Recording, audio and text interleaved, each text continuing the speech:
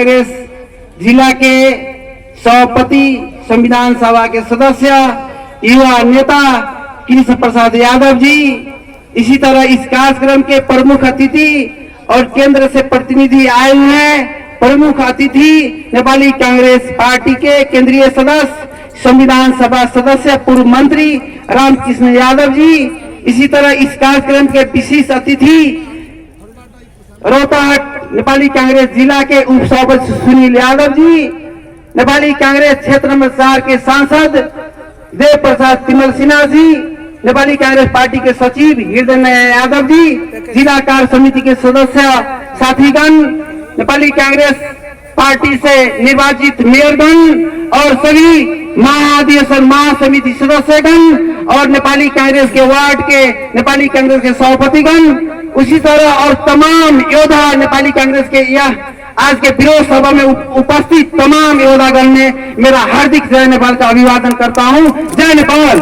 खास करके आज यह नेपाली कांग्रेस निश्चित रूप से अपने स्थापना काल से ही किसी भी तरह का यह अन्याय अत्याचार के विरोध में यह स्थापना किया हुआ पार्टी है, सब लोग ही जानते हैं। निश्चित रूप से नेपाली कांग्रेस पीपी कोइराला के आह्वान से यह देश का जनता को स्वतंत्रता बोलने और चलने का, अपने मन में लगा बात रखने का आजादी मिला हुआ है, ये सब लोग को ही मालूम है।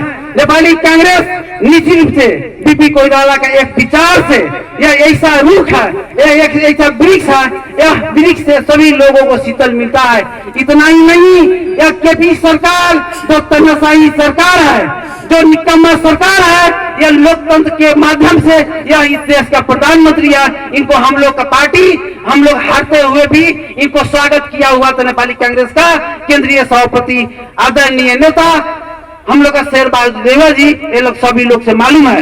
इतना ही नहीं, नेपाली कांग्रेस के माध्यम से इस देश का राणा का अंत हुआ है, इस देश का राजा का अंत हुआ है। इतना ही नहीं, जो एकदम बंदूक से ही हम शासन करेंगे, हत्या हिंसा से ही शासन करेंगे, वो शासन का भी अंत विचार से नेपाली कांग्रेस के माध्यम से शांति के समझौता के तहत गिरजा बाबू के माध्यम के विचार से यह देश में शांति आया है। आप लोग से ज्यादा दिन का यह नहीं है।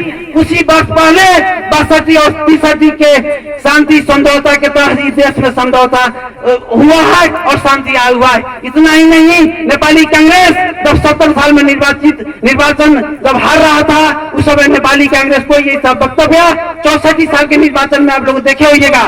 नेपाली कांग्रेस देश में हारा, मगर लोकतंत्र को नहीं हारने दिया। गिरजा बाबू सब लोग जानते हैं। 64 साल के निर्वाचन में केपी गिरजा बाबू सभी वाम घटकों को स्वागत करके नेपाल को जब कहीं ना कहीं प्रचंड प्रधानमंत्री बना था, उनको शुभकामना और स्वागत किए थे। गिरजा बाबू वो संविधान निर्माण नहीं बना पाए। 70 साल में जब नेपाली कांग्रेस विजय हुआ, उस समय आप लोगों को पता होगा, यह देश का कम्युनिस्ट वाम उग्र वामपंथी प्रचंड इस निर्वाचन को विरोध किया था, सब लोग जानते हैं। इतना ही नहीं, वो विरोध के बावजूद भी नेपाली कांग्रेस के नेतृत्व में सुशील कोइराला आदरणीय स्वर्गीय नेता, वो संविधान का पिता के रूप में नेपाल की जनता उनको देखना चाहते हैं, मानते हैं। वो संविधान निर्माण करके शेर बहादुर देवा के नेतृत्व में सभी तरह के निर्वाचन करके सफल करके वो अपने पद से विदा होकर के इन लोग को स्वागत किए थे। इतना ही नहीं, जो आप उग्र मधेश दल के नाम पे, या मधेश दल हो या उग्र देश राष्ट्रवाद के नाम में कम्युनिस्ट हो, यह सभी कहीं ना कहीं देश में निर्वाचित हुए।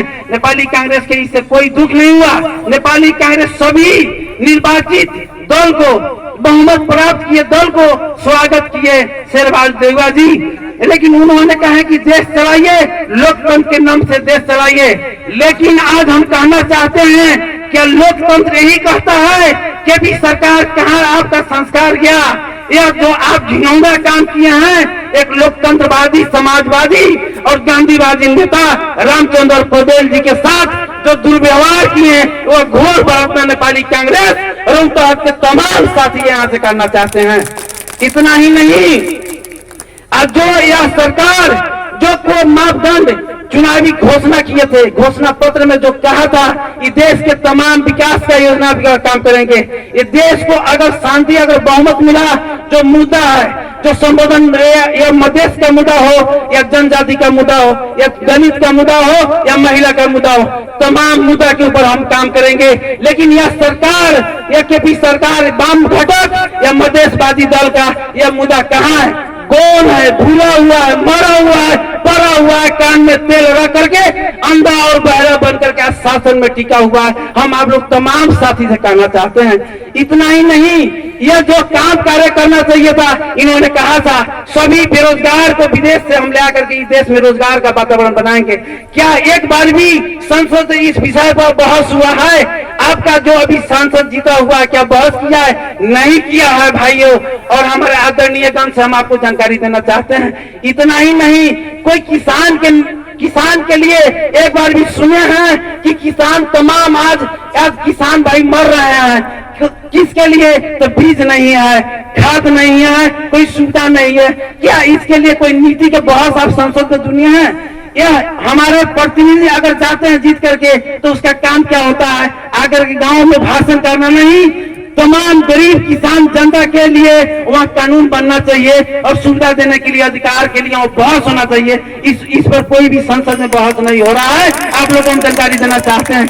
इतना ही नहीं, आज यह सरकार और वो खरबों को भ्रष्टाचार में लिप्त है। अब आपको पता होना चाहिए, यह सरकार खुद एक तरफ हत्या करता है तो एक दल उसका गुट करता है, मुद्दा दर्ता होना चाहिए, और दूसरा करता है मुद्दा दर्ता नहीं होना चाहिए। हम कहना चाहते हैं, इतना ही नहीं, सर्वोच्च जितना भी देश का हम लोग का निकाय है, आज सारे निकाय आज असफल किया जा रहा है। वो सर्वोच्च अदालत की निकाय हो, प्रधान न्यायाधीश हो, या आपका प्रहरी निकाय का आईजी हो, या सशस्त्र का नेपाल आर्मी का आज निकाय का प्रमुख हो, सभी के घर में प्रमुख लोग जो है वो हमारे आंदोलन को मन से समर्थन कर रहे हैं कि लोकतंत्र जीवित रहना चाहिए। इतना ही नहीं, लोकतंत्र या सिर्फ नेपाली कांग्रेस, तमाम जितना योद्धागण आए हैं वो अपने नेपाली कांग्रेस पार्टी के लिए ही नहीं आए हैं। तमाम देश का जितना भी देश के निकाय का सम्मान करते हुए सभी का अधिकार सुनिश्चित रहे, सबका इज्जत रहे, वो सर्वोच्च निकाय हो,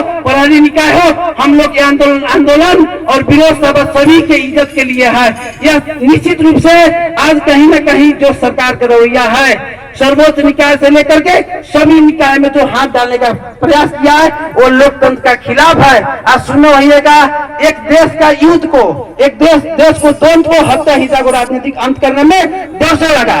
जितना नेपाली कांग्रेस पार्टी का साथी को शहादत प्राप्त करना पड़ा है, और दूसरा फिर आज कहीं न कहीं यही वाम घटक और वामपंथी उग्र वामपंथी के नाम में देश में फिर दूसरा उग्र कहीं न कहीं मचाने का खेल हो रहा है। इसमें आप लोगों को कहना चाहते हैं, नेपाली कांग्रेस आज कहीं न कहीं इस जो अभी उग्र के रूप में आंदोलनरत भूमिगत अवस्था है उसको शांति प्रक्रिया में ला करके देश को शांति प्रक्रिया में लाने का प्रयास उनका विचार है।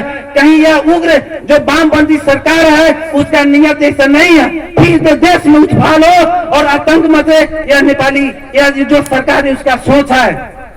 उतना ही नहीं, आज तमाम नेपाली कांग्रेस का जो योद्धा लोग यहाँ उपस्थित हुए तमाम को धन्यवाद देते हुए आप लोग से कहना चाहते हैं, लोकतंत्र का जो यहाँ बीज रोपे हैं बीपी कोइराला, वो बीज ऐसा बीज है कि उसका अंत होने वाला नहीं है। भले राणा गया, राजा गया, प्रचंड का पार्टी गया, और केपी शर्मा ओली कितने दिन चलाएंगे पार्टी, इसलिए हम लोग हारे नहीं है। बीपी कोइराला का विचार जिंदा है, इसलिए लोकतंत्र को कोई भी शक्ति परास्त नहीं कर सकता है। हम लोग तैयार हैं और तैयार रहेंगे। नेपाली कांग्रेस इसके लिए आज आह्वान में तमाम ये सरकार को कहना चाह रहा है कि हम लोग जिंदा है, लोकतंत्रवादी इस देश का जिंदा है। आप लोगों का जो तनशाही रूल और रवैया है वो अपना सुधार कीजिए, और देश में जो आज कोरोना के नाम में लोग तकलीफ में है, बेरोजगारी तकलीफ में है, वो तमाम समस्या के ऊपर आप कार्रवाई कीजिए, और कहीं ना कहीं जिसके लिए आप वादा करके गए उस काम को आप आगे बढ़ाइए। इसलिए इतना ही करते हुए सरकार को घोर भर्त्सना करते हुए तमाम साथी से विदा होना चाहते हैं। धन्यवाद। जय नेपाल।